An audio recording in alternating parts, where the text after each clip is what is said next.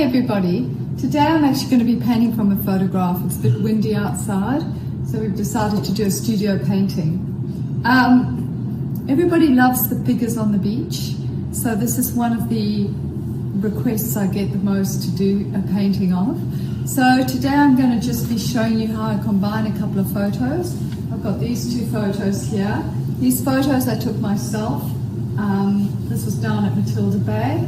And I thought instead of the little baby, I might put the dog in, just to show you how to superimpose a photo onto a canvas. Now, this canvas I'm using is it's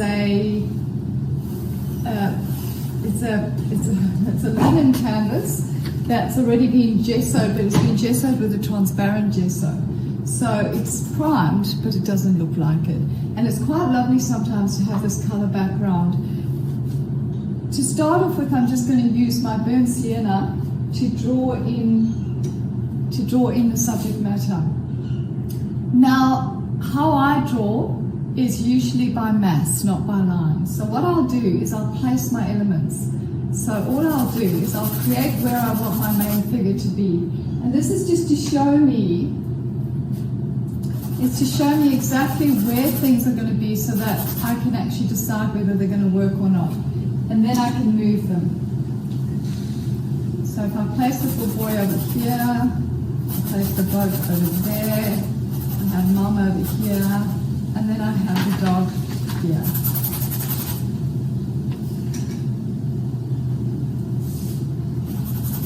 It just creates a story because the dog looks like he's watching exactly what's going on too. As does the little boy, but it's just an interesting. Composition is the word you're looking for.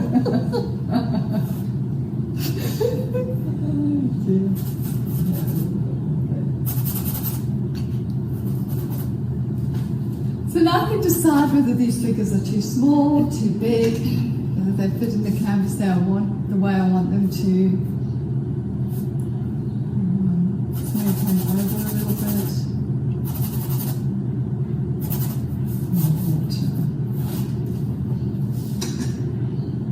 I think if we give more space to this area here. Explain that. The space thing. Well, I'm looking at this water area. There's not a lot happening in this beach side, but you can actually play with colours and have some fun with the water. So whether we need more water, less water, whether we need anything in the background, so I'm actually going to just bring her up and make her bigger. So at this stage I'm feeling my way. I'm actually just trying to feel. Let's put the boat here. And nothing's completed just yet. Put the boy here. You see how it's starting to fill the canvas a little bit better now? Yes. And I'm just trying to figure out, and I might pull the dog out a little bit more there. So explain the dark patches, the not drawing that you did in the beginning. Was it to do the composition? You know how you were just scribbling, not really drawing? No, that's me trying to put the mass, trying to put that shape in to see how it's going to fill the shape, or the space. So that's how I do it. What's your rule on the canvas then? Well, there isn't a rule. It's just that I'm feeling my way. This is how I feel my way to see how big I want the composition. Instead of actually sitting and doing this drawing and have the little boy here and the mum, and then realizing it doesn't fit, or realizing it's too small, and I've just done the hat and I've drawn all the stripes on the hat and I've created this beautiful little drawing, and then I go, oh, too small. It's too small. I've got to start again. So I think we've established this is where I want my boy. Make sure I don't make him too small though. Okay. And this is where, so if I establish that's where his legs need to hit the water, do I have enough water for him to play in? So there. Okay, but for beginners this is really difficult.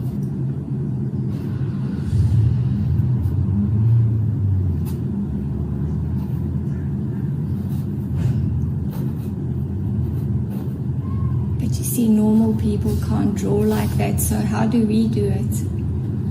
Well, that's a good question. Okay. So how I would do it is I take an angle and I go, okay, the angle of that arm. And where does that arm, this is out the white, there's a white in my brush. So I should grid. So you could grid if you wanted to. That's one way of doing it. Or you could do it this way, which is just by comparing distances. So I compare that distance to that distance and I go, okay, there's the edge of her skirt. So basically I find a shape that's easy enough for me to deal with, okay? And I can turn around and create that shape. So I can see that there's a skirt coming along there, and I measure my angles. So I make sure that line is exactly the same as that line, and I'll take an angle here and I'll put that angle in. So, white on this brush. Okay.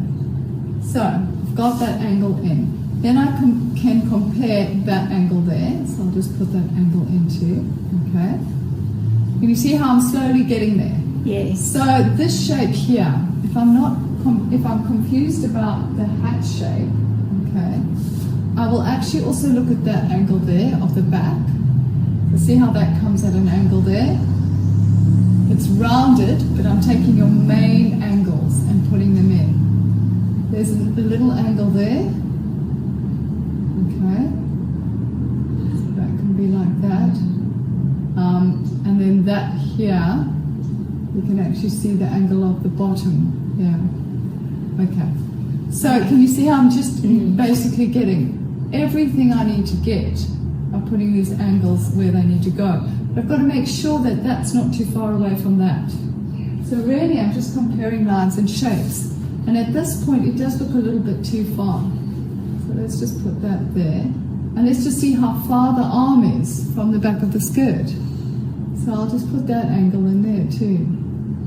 As far as I'm concerned, it's about there.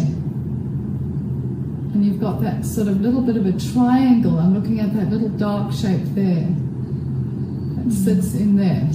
So I can use these things. I'm just going to get that. So I'm just going to get this here again. This angle here. I've got it right? No, it needs to go a little. I thought it was a bit off. So I double check my angles too. And I've got this angle there, which I already got. And then I've got this arm coming up here. So let's look at that angle there. I can break everything down into an angle. But if you're not so experienced, you can grid. If you're not so experienced, of course you can grid. But this, to me, is a much easier way of doing things. And it's actually not as difficult as it looks. Because all I'm doing is using my brain to look at shapes and spaces. It can't, for instance, I can tell. You know how I used to draw? I used to draw with a calculator actually. I used to measure the distance between there and there, and there and there. Now even just doing that, see, this is another way of doing it. I've got my canvas, I'm going to have to draw on this. So I've got my canvas like this. Okay. Basically where because I've got to look at the same shape, okay? And I can see how already it can be difficult to put all that in that space. But I've got my canvas there, I can actually halve it. Like that, and like that.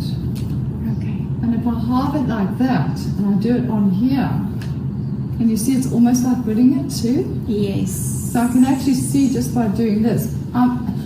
It's not going to work exactly for me here because I'm moving my elements out a bit. But for a beginner, that's an easy way to see whether you've got the right elements in the right corner.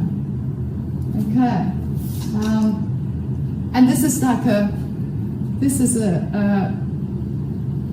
sort of a cheat grid in a way. So you're still sort of gridding it. But when you're drawing with paint like this is when you can keep moving it around. So it's not set in stone. So if I decide that one element of this is wrong, this is the time to keep moving the paint around, because now I can decide, do I want him closer, do I want him further? That's why I like this way of doing it. Because I can move my elements. And I know what you're saying. It's difficult for someone who's never done it before. Exactly. Yeah.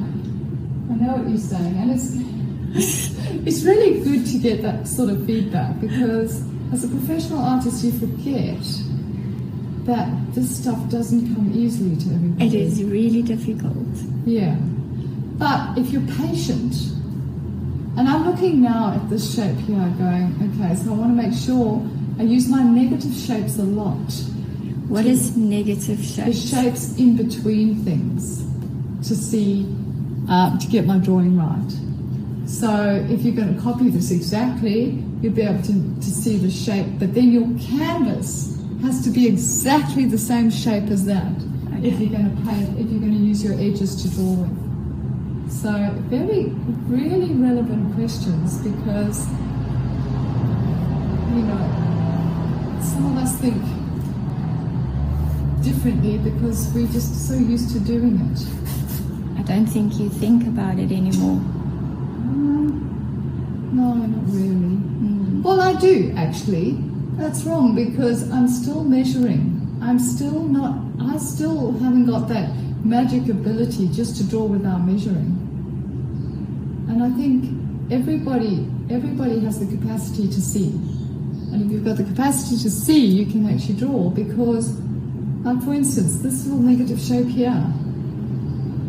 Can you see how I'm looking at that shape going, is that right? And is it?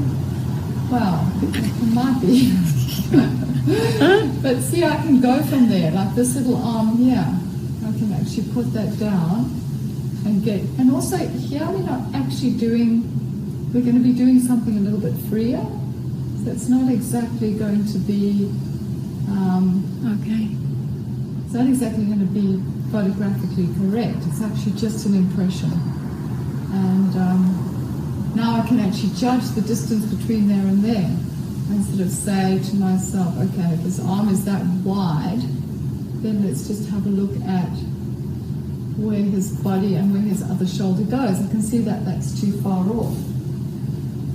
I've got to be careful, because he can suddenly get really small on me. It's exactly right. And then this is what you keep adjusting and you keep getting right.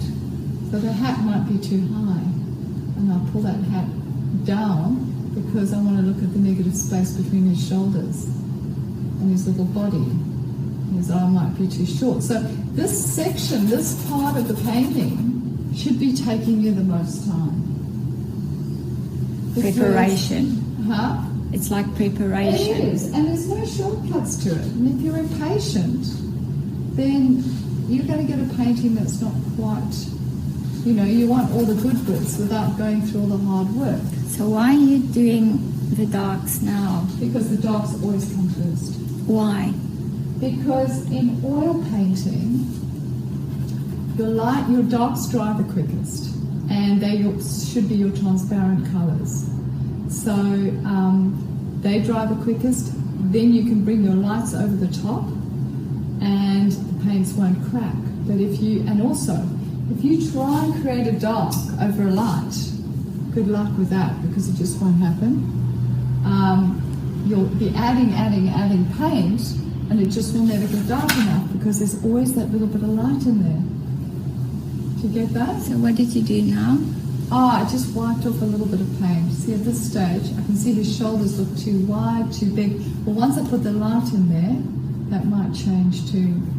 So, at this stage, I'm still going to be sculpting. You're almost sculpting with paint. So I'm sculpting, I'm seeing if everything's in the right place. He's got little legs sticking out there and there.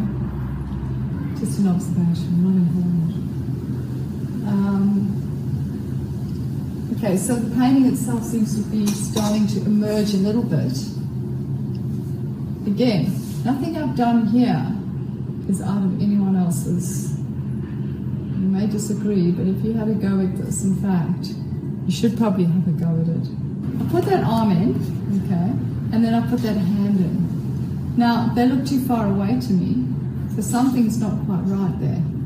Either this hand needs to come in, because they're actually very close. on. Yes. So this is where you start to go, okay, well, does this have to come in a little bit too? Then I can start. Oh, you wipe it away. Yeah, this is what's great about this. So before I get carried away and start putting any light colours on, I make sure everything's in the right place.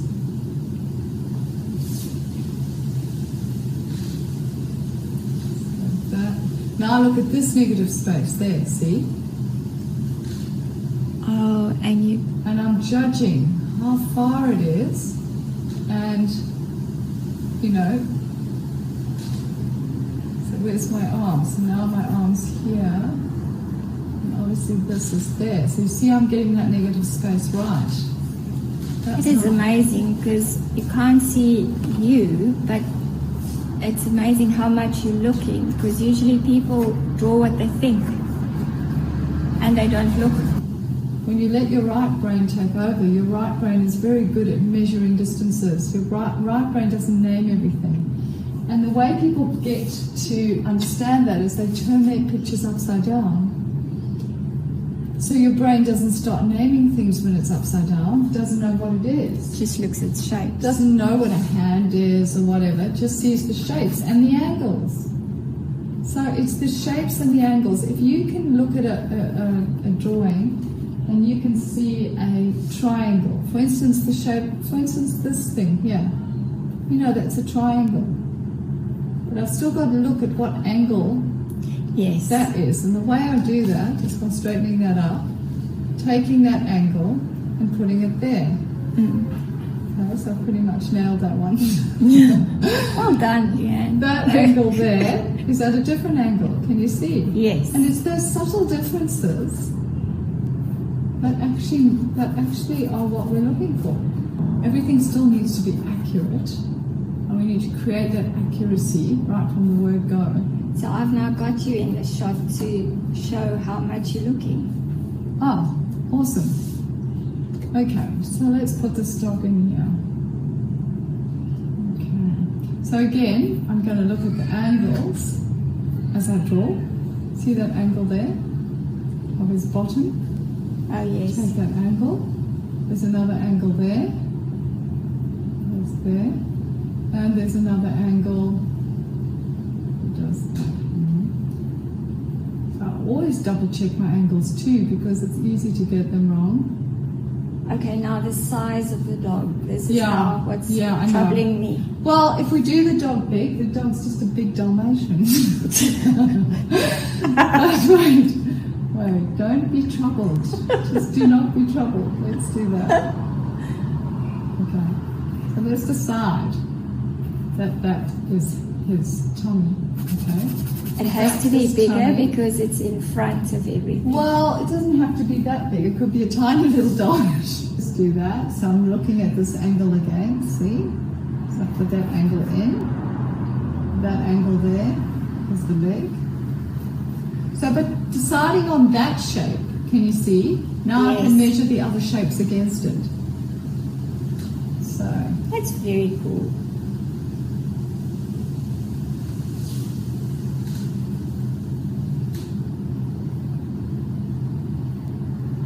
and then we'll have to see if it's too big or too small. But I don't think it will be. I think it'll actually be. Let's just go this It looks shape. very fat. Okay, so let's just sort of put his head in. And his leg. He looks beautiful. I mean, he's not, obviously the shape's right, but he looks great in there. So, what's important when deciding where to put things on the canvas? Well, you're right in asking that question, and I know why you're doing it, because you're turning around and saying, well, how would I have known what Yes. size to put him? Yes. And how, okay, for me, I saw this as a compositional thing. I've also got to compare, okay, I don't have anything to compare this dog with in this photograph. So I don't actually know how big he really is in comparison to anything else. But, you know, the viewer's just going to see the story. And if he's a little bit bigger or smaller, and the story still works. Say hello to everyone, Maggie. Now, awesome. Tell us what has happened with your gridding here. How have you done it? First of all, don't grid 2 o'clock in the morning, but I tried to get this too long picture onto a square canvas, and I thought, okay, let me chop it off there and work it out there, and then just add this little extra space at the top. I actually tried not to put my main focus in the middle, and I stuffed it up, but there it is. Well, it's not quite in the middle. It's actually okay if you put something behind it, which you're planning to do anyway. So you said I should put something there to make the composition flow like this. Exactly. Okay, so I'm going to hand over the video to you, Yes. and let's work out this formula. Okay, so if you find yourself with a rectangle and you want to put it into a square, there are a couple of ways of doing this. You take your photo, and you could fold it, of course, and try and find a square that fits in there. That's one option. Another option is, if you want that whole area in, you're either going to have to, like Maggie did, create an area of the canvas you can use. So to work that out, what you would do is you would take the measurement of this little area, the length of this, of your image size, and you would divide that into the image size here. So this here is 20, and this here... That was 25. That's 25, and this here is 50. Now, it doesn't normally work out that well. It doesn't normally work out half. Normally it's 2.3 or whatever. Anyway, so this is what you've done. You divide that into that and you get 2. So then you'll take this measurement of 20 and you'll times that by 2. So that you know that if you take this and you put 40 into here, that is the correct size of your canvas. Excellent. So if you find yourself with a less than square size, you need to still take the longer side, which is this side here, and that works out to be 16.5, and you divide it into here. All right, what did we work out? 2.5. So this goes into 50, 2.5. Is that correct? No, that's 20. Sorry. Yes. That's 20. Yeah. That 20 into 50 goes 2.5. So then I would take this measurement here, which was 16.5, and times that by 2.5, which comes to 42 41. 41 something. So then I'd take it and I'd either take off there, and that means I've added some, like this little some extra space. this little dog will be sitting there, or else I can take some space off there and some space off there, as long as the main image sits at 41.5 or whatever it is. Yeah. So you could decide where you want to place the gridded part of the image, and then you grid. So the way you can block it off, just to make it easier for your mind, is actually put tape there, so that you can actually see where your gridded section is. Then you draw your grids. Either you can halve and quarter, or you can thirds, however you feel comfortable with doing it, as long as if you do it the same way on your actual picture. Okay. And then your canvas size is exactly the same as your image size. Excellent. Thanks. Portrait is a very daunting subject for most people, especially those new to painting, probably wouldn't even dream of doing a portrait. But there are ways and means of getting yourself familiar with portraiture to the point where you think you can actually attempt to do it. And those of you who are already in that place, well, there are ways that you can that can help you get there easier, and there are ways that you can learn to do portraits much more comfortably. So there's a couple of things happening here. Maggie's actually attempting to do a big painting of her son. She was inspired by the painting I've just done of her father on the grey-green background. So she's chosen to do a painting of her son with the green of the colour of his t-shirt as the background colour. This is an overhead projector, and it's quite a modern one because it's got a very thin base. The olden day ones used to be very thick. This is what's called a transparency.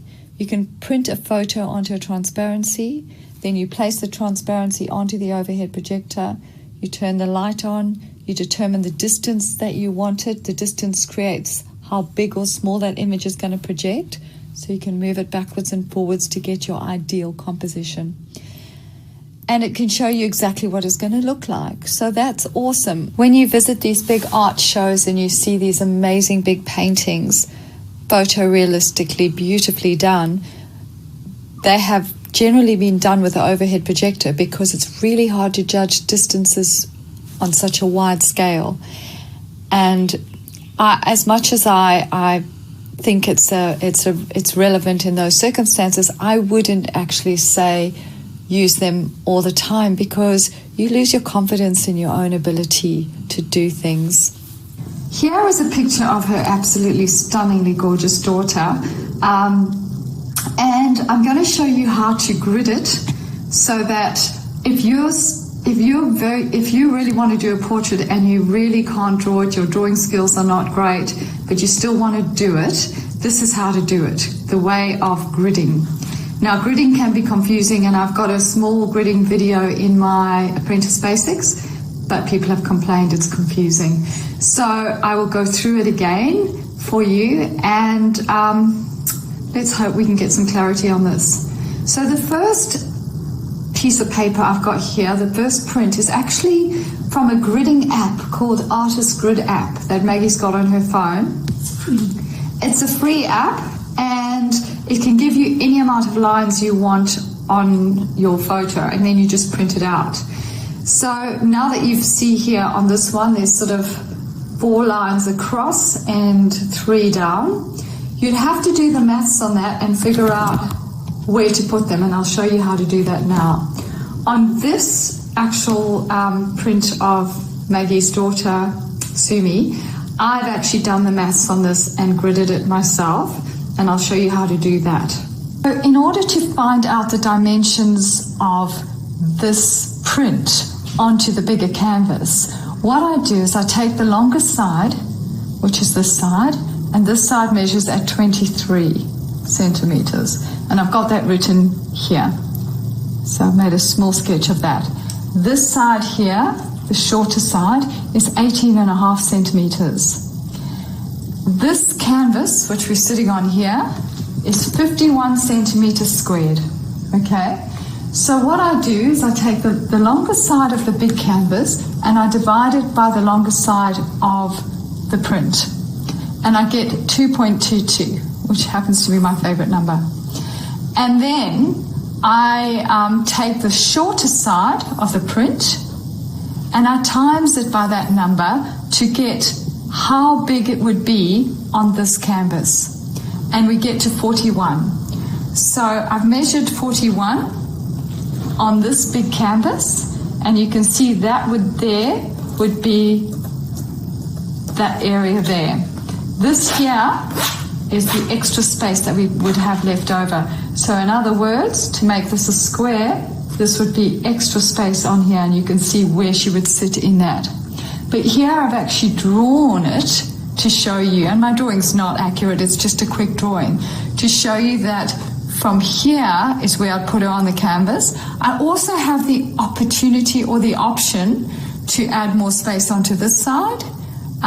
So here I could actually measure from this corner of the canvas to 41 there and cut that side of the canvas off. I probably wouldn't do that because the composition isn't as good as that. Or I can take that 41 and put it in the middle of the canvas, I could take it and put it in the middle of the canvas here and just block off the extra 10 centimeters, maybe 5 centimeters on each side, or 4 and 6, depending. So this could be 4 centimeters, this could be 6, depending on where I want her. So this gives me an opportunity to then grid this area only. So what I would do in gridding is I would halve this area from here to here, which becomes this here, line here. Let me just get some different colors. So just to show you halfway marks, these would be my 4 halfway marks I'm doing in red. So you can actually see those are my halfway marks, and then I draw a line through, and then I've got her gridded in half. And then I would do the same on this canvas, because all I'd have to do now is measure. Dear. All I'd have to do is measure between these 2 lines half, draw a line, between these 2 lines half, draw a line, and I've already got that half grid going on. Then I would quarter this, and quarter this as well. So I'd keep going until I've got as many lines as I want. Here, if you can have a look closely at this is the trickiest part of the drawing. So go right in there, Mags. That's the trickiest part of the drawing. So what I've done is I've done extra gridding there. I've just halved between those 2, there and there, and half between those 2. So that in the bit that I really need get more information, I've just gridded it extra. And I could do the same for the hands if they were bothering me. The very hard bits, I could keep going. And so I just do the same on the actual canvas. I would actually half again, and then in the bits that are tricky, I'd half and half again. So it just gives you that extra bit of drawing guidance. Now I'm hoping that clarifies the gridding up. So after all that we've just been through with that gridding, I want to show you a quick way to check whether your maths is right. And you've got to double check, because if it goes wrong, then your whole painting goes wrong.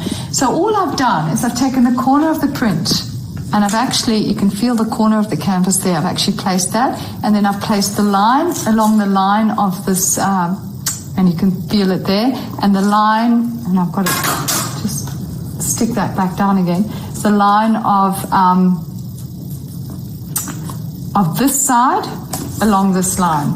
And then I've taken a ruler and I've just gone through that, I needed a longer ruler, but I've just gone through the corner of those 2 corners, and it's going through the corner of the canvas, and I've measured it through there, and you can see that it intersects at that 41 centimeters. So that is a quick way to see if your maths is right, because had this line been here, then I would have seen something was wrong. Maggie's made the mistake, and she will tell you that she's gotten her gridding all wrong because she's made an assumption that is the same shape as that. And then she's just gone and she's halved this and she's halved this and done all the gridding and realized that something was quite right, something wasn't quite right. Or I've come along and said, oh, something's not quite right there. And then we've gone and had a look at her gridding and we've seen that it's been slightly off. So just as a quick test, we'll test this into the corner, making sure this line's horizontal and that line's horizontal on the edge of the canvas. And then we'll draw a line through both corners, and you can see, I wish I had a bigger ruler, but we've searched for one and we can't find one. And we'll move this along, and we'll see how it doesn't intersect with the corner. So there's actually that much left over. And, you know, it does make a difference in your actual shape. You might think, oh, it's not going to make a difference, but it actually does, especially when you're doing faces. So this is a bit opposite to the other way around. This is what I would do with this one, because this is actually slightly bigger than this, is I would measure how much the smaller side fits into this, and then I would times the longer side by that amount, and then I would get the length of the longer side.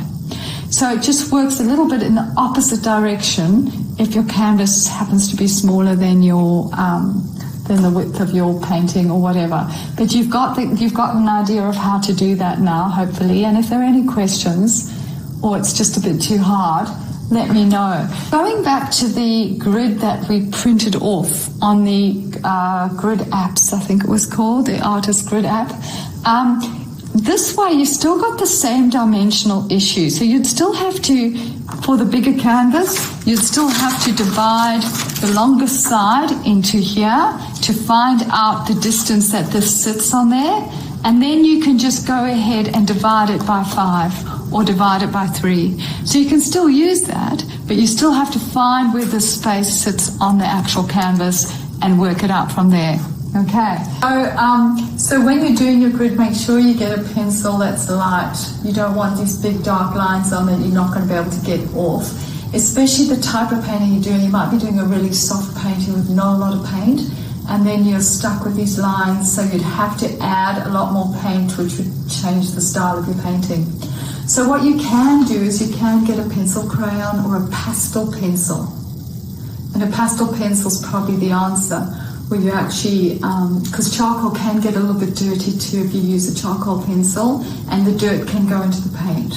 So where you're wanting beautiful, cadmium, light yellows and whatever, you don't want any dirt in there. So a pastel pencil in maybe a red or a pink or a maroon, people say, or whatever, then you can actually wipe it off very easily because pastel's like chalk. So that's another option. A pencil crayon is also another option. So you don't have these graphite lines.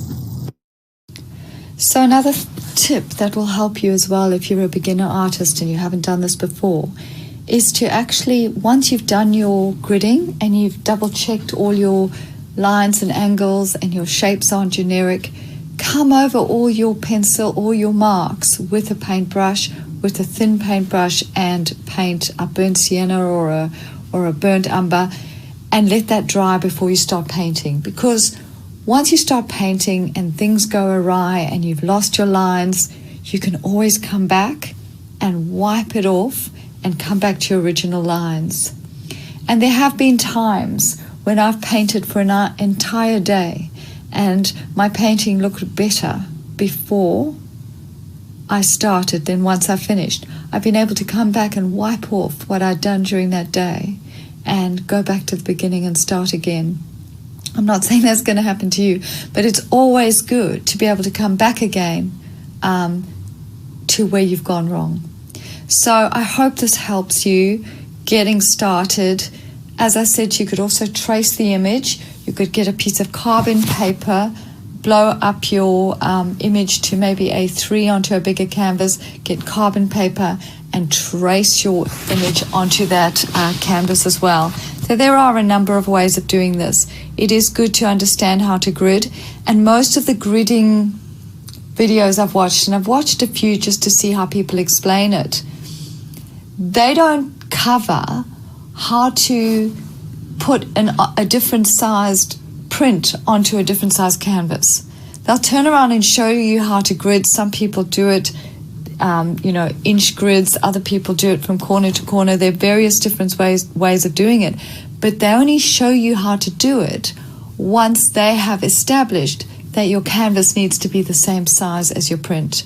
In this video, at least, I'm showing you how to get past that and then how to grid. So I really do hope this has helped you and that you do understand it.